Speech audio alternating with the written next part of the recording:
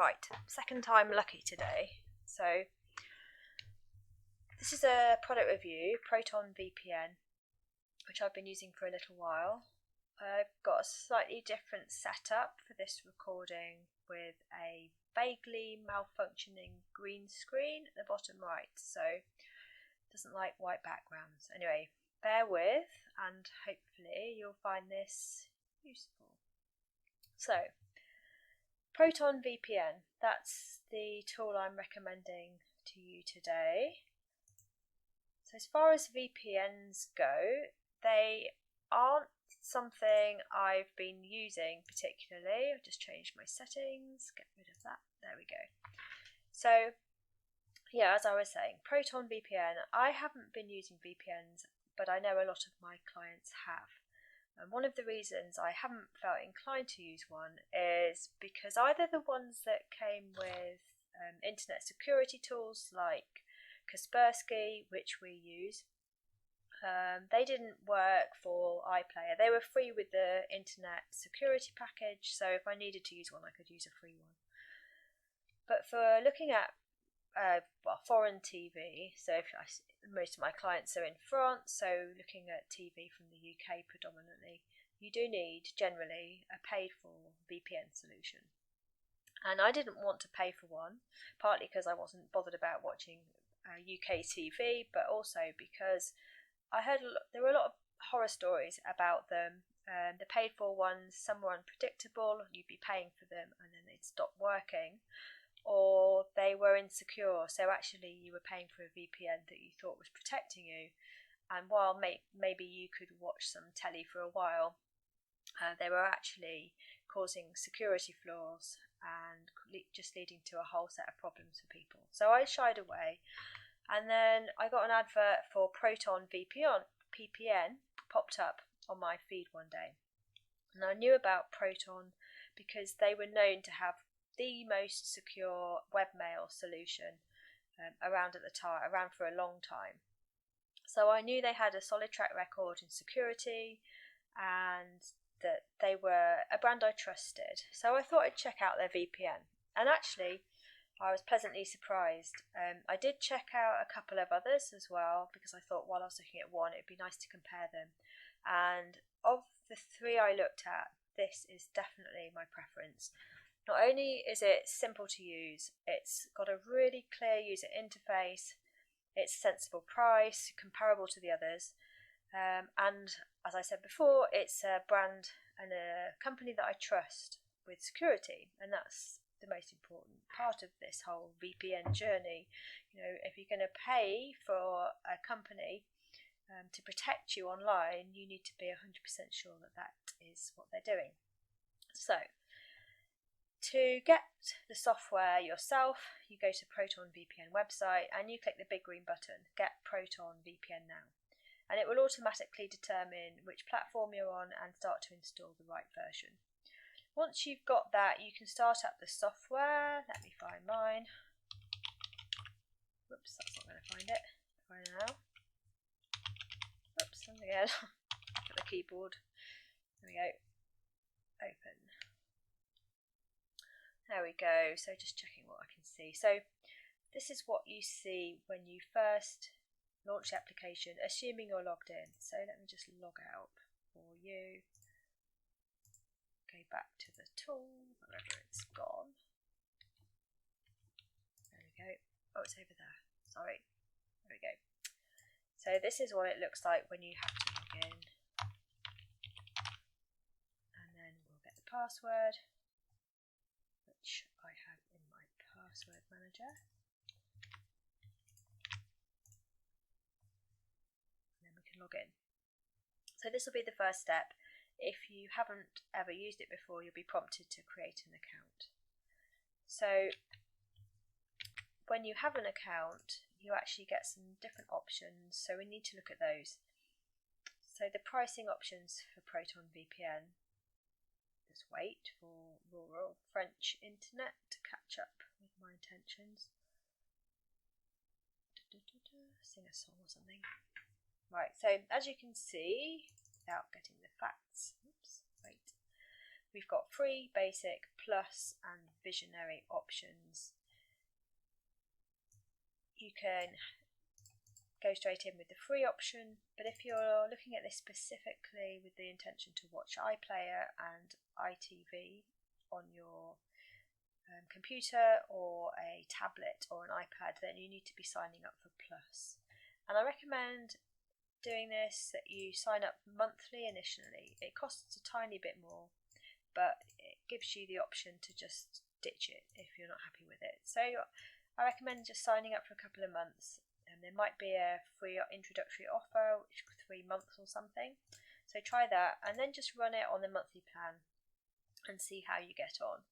And if you like it and you want to stick with it and you want to save some money, then you can upgrade your plan to buy it annually or for a 2-year plan. Okay, so once that's sorted out, you log in and it will know what plan you're on.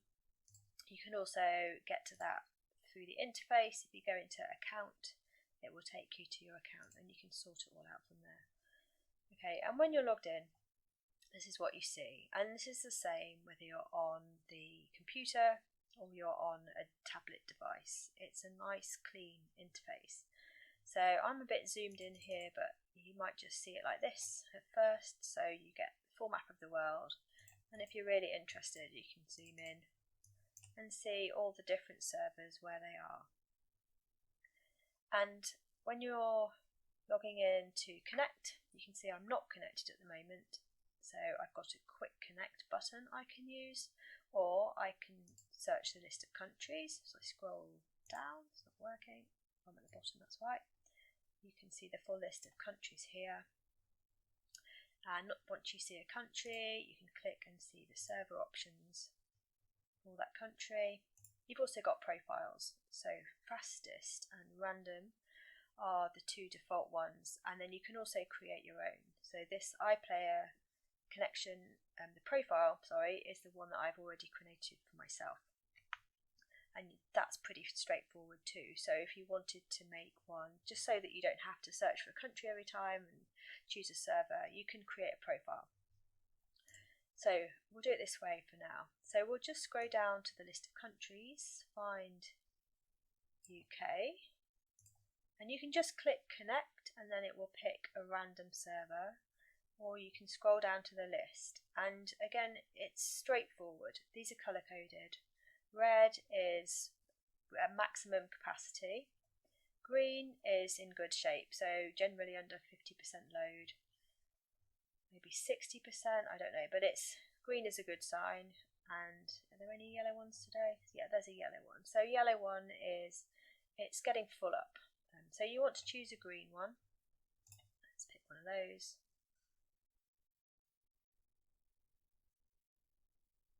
Give it a minute. Okay, there we are, connected to the UK. So if I go back to the website, go back to the internet, we can have a look on iPlayer, and we'll also light up iTV whilst we're waiting. So my internet is a bit slow. Okay, so here we are. This is what most people are signing up to watch on the using a VPN. So I will click to start watching.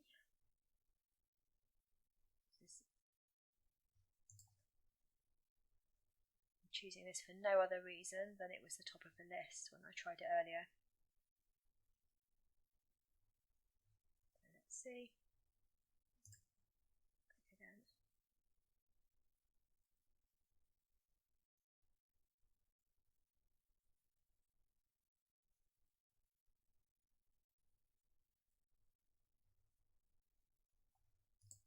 Let's do one at a time, I don't know.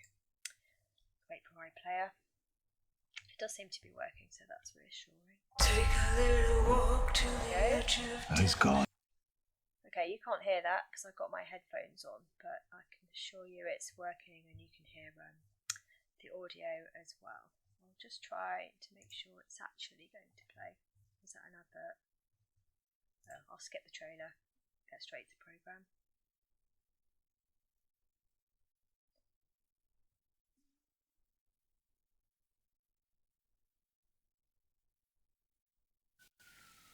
All right, we will. It's now playing. Now, ITV.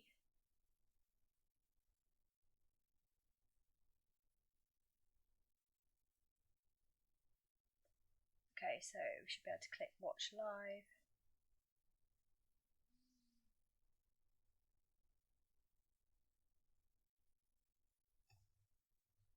Close that one.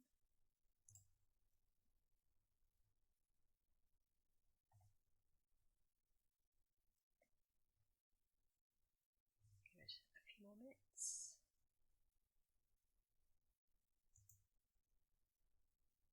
Oh, is that why?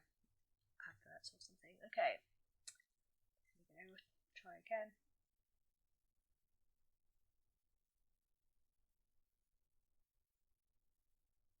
It's loading.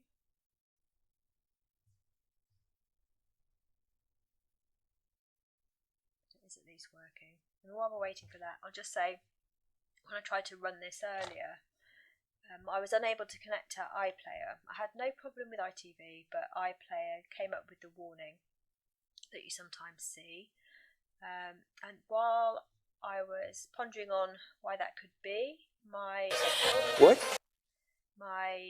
Proton VPN app came up with an alert saying that I needed to update it. So I stopped that, updated the app, opened it again, connected again to the UK server, and everything was fine again. So there we go. Have you got a figure in mind then, kids? That's working, which is great. So Proton VPN, let's get it back up. You can use it for iPlayer, you can use it for ITV Hub, and it is pretty good value. It's a nice interface. I really like it, and actually, although I intended not to continue with it, I have, just because it's useful. You know, you never know when you want to watch something on the Beeb. So if you have any questions about installing it or you need any help, then please don't hesitate to get in touch, and I will be around to answer your questions. Thanks. I hope you've enjoyed the video. If you have, please subscribe to the channel, please give it a thumbs up, and look out for more useful information from me.